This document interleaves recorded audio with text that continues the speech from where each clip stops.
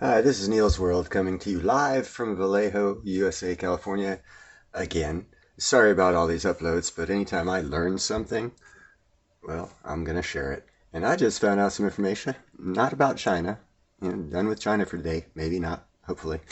Uh, this is about Russia and up there in that cold weather area where no one goes except for Russians when it comes to, well, I guess the rest of the world sends ships up there every now and then. But that's the interesting part. Uh, it's very interesting, actually, and I'm going to show it to y'all here. It's age-old rules of sovereignty. Rules of sovereignty. The first country to plant the flag would control all the resources as long as it could defend it. That era may be long gone, but the tactics still persist. Just look at the Arctic. This desolate region, frozen all year round, is at the center of a new power play, a new scramble for influence. Russia, China, America, Canada, Norway, none of them control the Arctic. All of them want to.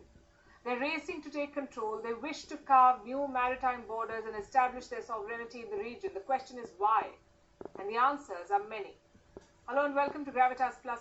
I'm Palki Sharma Upadhyay. The Arctic's ice caps are melting. The seascape is changing rapidly. This map tells you the story. In the last 4 decades, the Arctic's ice sheets have declined by a stunning 95%. If emissions continue to rise unchecked, the Arctic could be ice-free by the summer of 2040. For most of the world, melting ice means a disaster. But for Arctic nations, it also means new opportunities, access to a brand new ocean with brand new resources. What kind of resources? Listen to this. 13% of the world's undiscovered oil, 30% of the world's undiscovered gas, an abundance of uranium, gold, diamonds, rare earth minerals, and fisheries galore, all up for grabs.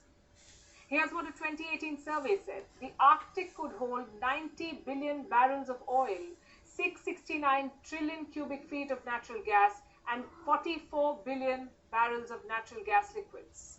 They're all hidden beneath the Arctic. Their cumulative worth could run into trillions of dollars. And that's just one aspect. The melting ice would also create new sea routes, shortcuts that will be tempting time savers. They could reduce the distance between Europe and Asia by 40%. Allow me to explain. Typically, a ship from Rotterdam to Japan would use the Suez Canal and take 30 days. Once the Arctic ice melts, the new routes emerge. The distance is going to shrink.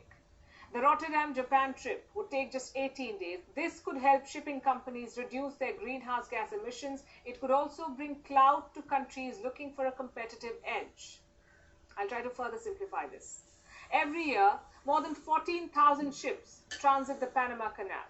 More than 20,000 ships use the Suez Canal in Egypt. How many ships pass through the Arctic?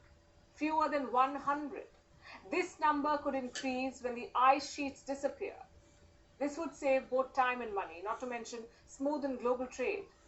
You might remember the Ever Given fiasco. A single ship stranded the Suez Canal. It halted international trade for weeks. The Arctic faces no such challenges without ice. There are no canals. The routes cannot be blocked, not by ships at least. This will bring more resilience to the global shipping infrastructure. So to put it simply, in the coming years, the Arctic is going to be of great strategic importance, which is why countries are vying for influence here. There are at least 8 of them.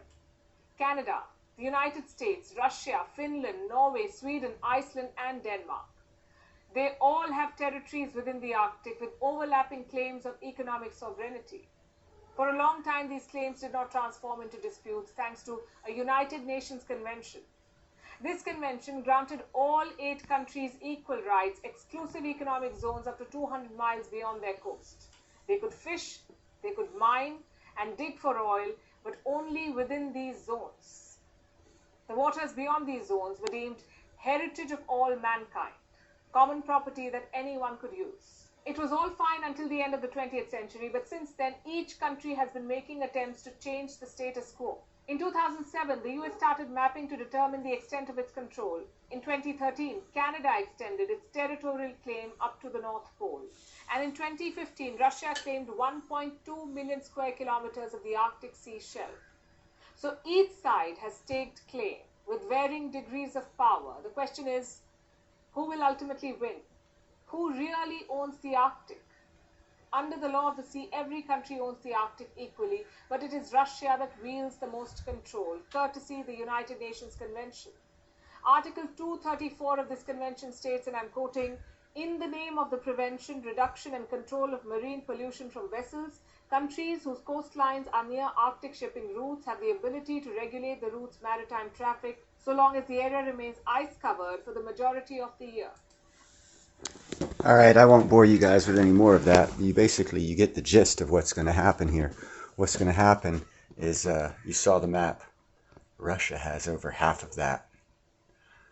So I never thought to add that into my equations of the bull crap that I'm being fed from TV, YouTube, and all these other things.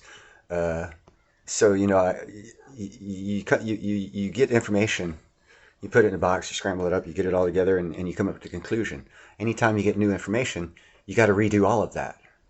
And that's what just happened to me. I had never considered in a couple of years, there might be wars over the Arctic. I was like, wow, holy crap, that's a newbie on me. Anyhow, sorry for the longer than usual video. Hope it doesn't bother your 4th of July weekend any. You guys have a great one, and I'll talk to you later. Bye.